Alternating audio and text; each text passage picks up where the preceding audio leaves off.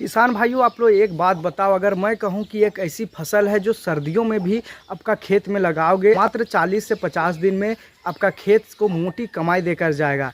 किसान भाइयों, एक बात बताओ, अगर मैं कहूं कि कुछ ऐसी सब्जी है जो सर्दियों में खेतों में लगाओ और सिर्फ मात्र 40 से 50 दिन में खेतों से मोटी कमाई करके ले जाओ, तो दोस्तों क्या आप यकीन करो, मज़े की बात है दोस्तों, वो जो सब्जी है वो हर मंडी में बिकती है। जैसे होटल से लेकर के ठेले तक इसका जो मांग है दोस्तों, और अगर उन्नत तरीके से लगाई जाए तो सीधा सीधी दोस्तों आपको 70 से 80 हज़ार तक आराम से निकाल देती है। तो भाइयों, आज हम लोग बात कर रहे हैं फूलगोभी की। हाँ, वही फूलगोभी जो दिखती तो नाजुक है दोस्तों, लेकिन मुनाफे में बहुत तगड़ी होती है। तो चलिए, आज मैं दीपक आपको ओहजार फार्म चैनल पर बताने जा रहा हूँ फूलगोभी की खेती का वो तरीका जो न सिर्फ लागत बचाता है बल्कि मुनाफा भी दोगुनी करता है। और वीडियो के अंत तक आप ज़रूर देखना, क्योंकि हर एक स्टेज की जानकारी आपको मिलेगी दोस्तों। तो सबसे पहले बात करें फूलगोभी की किस्मों की, तो भाई एक बात याद रखो, मौसम के हिसाब से आपको किस्मों को चुनाव करना है, तभी आपको बम्पर पैदावार मिलेगी। जैसे अक्टूबर से नवंबर के लिए आप पूसा सुब्रा ले सकते हैं, पूसा हाइब्रिड 1 ले सकते हैं, हिमज्योति ले सकते हैं, मधुरी F1 ले सकते हैं। और दिसंबर और जनवरी के लिए दोस्तों हिमानी ले सकते हैं, हिमानी गोल्ड ले सकते हैं, और JR साइन ले सकते हैं। और गर्मी में लगाने के लिए दोस्तों, जैसे पहाड़ी इलाकों में या ग्रीन हाउस में आप लगाना चाह रहे हैं तो आप कंचन ले सकते हैं या फिर श्वेता ले सकते हैं। अगर आप हाइब्रिड किस्म लगाते हैं तो उत्पादन लगभग 30% आपको ज़्यादा मिलेगी, लेकिन बीज उसका महंगा होता है दोस्तों। और देसी किस्म अगर सस्ती होती है लेकिन मुनाफा इसमें थोड़ा कम होता है। किसान भाइयों, फूलगोभी जो फसल है वो काफ़ी नाजुक होती है, इसलिए इसको ज़मीन की अच्छी तरीके से आपको तैयारी करना होगा। कम से कम दोस्तों ट्रैक्टर से 2 बार आपको जुताई करना है, फिर 2 बार आपको हल्की जुताई करके पाटा चला देना है, ताकि जो मिट्टी होती है दोस्तों वो भुरभुरी हो जाए। और खेत को आपको समतल कर लेना है, ताकि पानी का जो जल जमाव का जो समस्या है दोस्तों वो आपको कहीं दिखने को ना मिले। और ख़ास बात की बात बता दोस्तों, गोभी जो है जल जमाव सहन नहीं करती है दोस्तों। अगर ज़रा सा भी खेत में पानी भर गया तो इसका जो फूल है दोस्तों वो सड़ने लगेगी, तो आपका पूरा का पूरा जितना भी आप मेहनत किए हो रहते हैं दोस्तों वो पानी में चला जाएगा। अगर बीज की बात करें दोस्तों, तो 1 बीघा में आपको डालना है गोबर की जो खाद होती है दोस्तों, उसको 20 से 25 कुंटल आपको डालना है। अब कोशिश करिए दोस्तों, 1 बीघा में आपको 1 ट्रैक्टर से लेकर 2 ट्रैक्टर आप गोबर की खाद डाल दें। DAP की बात करें दोस्तों, तो आप 10 किलोग्राम DAP डाल सकते हैं। पोटास की बात करें तो 5 किलोग्राम डाल सकते हैं। और यूरिया दोस्तों बाद में आपको इसको ड्रॉप सीडिंग के लिए आपको लगाना है। ड्रॉप सीडिंग के माध्यम से मतलब हल्की आपको छिड़काव कर देना है, उसको 5 किलो के आसपास आप ले सकते हैं दोस्तों। पौधा तैयार करने या रोपाई की बात हम लोग करें तो दोस्तों, गोभी की अच्छी फसल के लिए आपको अच्छे पौधे सबसे ज़रूरी हो जाता है। अगर आपके पास पौधेशाला है, नर्सरी कर रहे हैं, तो दोस्तों सबसे पहले तो छायादार जगह पर आपको नर्सरी करना है। बीज बोने से पहले दोस्तों ट्राइकोडर्मा या फिर बर्बिस्टिन से आपको उपचारित कर लेना है। बीज को 25 से 30 दिन में पौधा तैयार हो जाता है दोस्तों।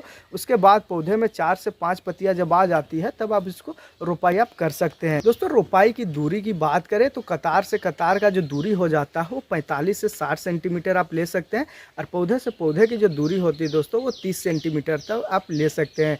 भाई, अगर तुम्हारे पौधा ही कमज़ोर है तो फसल की उम्मीद ही करना बेकार है। तो दोस्तों पौधेशाला में ही या फिर नर्सरी में ही आपको सारा खेल को जीतना पड़ेगा। और सिंचाई और निराई गुड़ाई की बात करें दोस्तों, तो पहली सिंचाई रोपाई के तुरंत बाद आपको करना है। इसके बाद आप हर 7 से 10 दिन पर हल्की सिंचाई आप कर सकते हैं।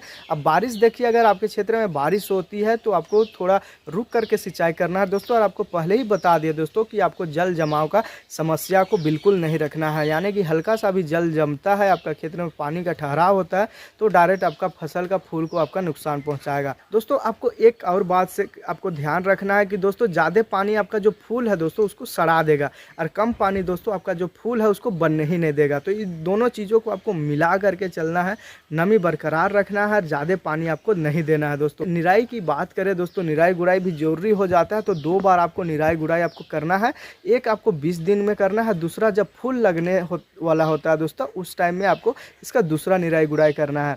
अब आते हैं दोस्तों सबसे बड़ी चुनौती पर, वो है रोग और कीटों से आपको कैसे बचाव करना है। तो दोस्तों सबसे पहले तो तना गलन का जो रोग होता है, जो पौधे में जड़ में ही गिरा देता है दोस्तों, उसका जो पौधा होता है वो गिर जाता है।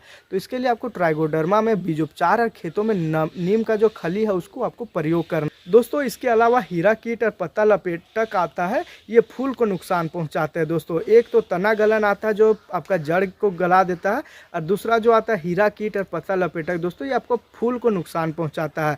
इसका उपाय की हम लोग बात करें तो निम्बोली आर्क या फिर बायोपेस्टिसाइड प्लस कीटनाशक जैसे कि ड्राइमेथोइड या स्पिनोसेड का आपको छिड़काव करना है।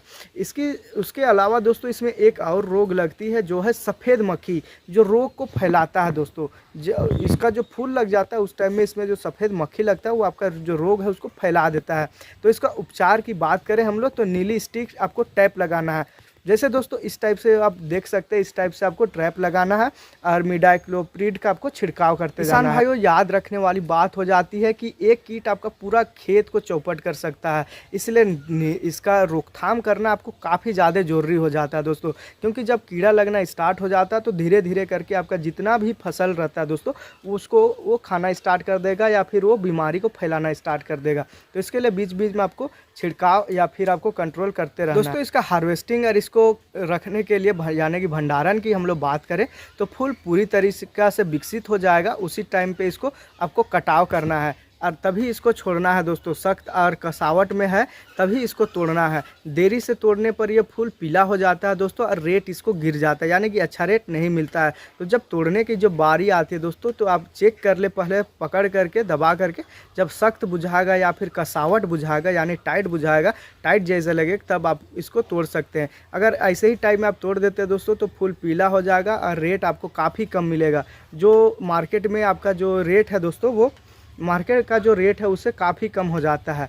और दोस्तों फूलों को सीधे धूप में आपको नहीं रखना है, अगर हार्वेस्टिंग कर रहे हैं तो छांव में आपको रखना है और खेत में तुरंत मंडी तक भेजने के लिए आपको व्यवस्था करना पड़ेगा, वरना इसका जो वज़न है दोस्तों वो कम हो जाता है। जब वज़न कम होगा तो फिर आपको प्रॉफिट भी काफ़ी कम हो जाता है दोस्तों। लागत और मुनाफा की हम लोग बात करें तो जब सबसे मज़ेदार हिस्सा आता है मुनाफे की दोस्तों, क्योंकि 1 बीघा की जो कमाई या 1 बीघा की खर्चा की बात करें तो करीब 8,000 से लेकर के 10,000 तक का इसमें खर्चा आ जाता है, बीज का खर्चा आ जाता है। और दवा की बात करें दोस्तों, दवा यानी कि खाद दवा की तो वो 2 से 2,500 का मामूली खर्चा आता है। और सिंचाई की दोस्तों अगर आपके पास व्यवस्था है तो वो 1,000-1,200 तक में पूरा सीजन आप सिंचाई कर सकते हैं। यानी कुल खर्चा की बात करें दोस्तों तो वही 3 से 4,000 का पूरी खर्चा आपका आएगा। और इसका जो उत्पादन की बात करें दोस्तों 1 बीघा में दोस्तों औसतन 30 से 35 कुंटल प्रति बीघा के हिसाब से आपको उत्पादन आपको देखने को मिलेगा। रेट की बात करें दोस्तों तो अभी अगर इस सीज़न में अगर आप लगा रहे हैं तो वही आपको 30 से 40 रुपये 60 रुपया सीज़न के हिसाब से आपको रेट मिलेगा। कुल आमदनी की बात करें दोस्तों तो ये 70 से 80 हज़ार, कभी कभी ये आपका मार्केट के ऊपर निर्भर करता है, सीज़न के ऊपर निर्भर करता है दोस्तों। इसका जो मुनाफा है वो सीज़न और मार्केट के ऊपर निर्भर करता है। नेट मुनाफा की बात करें दोस्तों तो प्रति एकड़ आपको 90,000 के आसपास का मुनाफा आराम से हो जाएगा दोस्तों। अगर आप इसको हार्वेस्टिंग करके अच्छा प्रॉफिट बनाना चाहते, मंडी के अलावा दोस्तों आप होलसेलर से या फिर सब्जी व्यापारी से आप डायरेक्ट कांटेक्ट कर सकते हैं, होटल में आप डायरेक्ट कांटेक्ट कर सकते हैं दोस्तों, या फिर गांव के छोटे छोटे जो कोल्ड स्टोरेज होते हैं या फ्रिज वैन होते हैं उसका इस्तेमाल करके आप अच्छा भाव वाली जगह तक आप पहुंचा सकते हैं दोस्तों। कुछ किसान भाई कटिंग करके 1 किलो के पैकेट बना देते हैं, इससे उसका जो रेट है दोस्तों वो काफ़ी अधिक मिलने की संभावना हो जाती है। तो भाइयों अगर आप फूलगोभी को सिर्फ एक सब्जी समझ रहे थे तो अब समझ गए होंगे कि ये खेती में उगने वाला सोना है दोस्तों।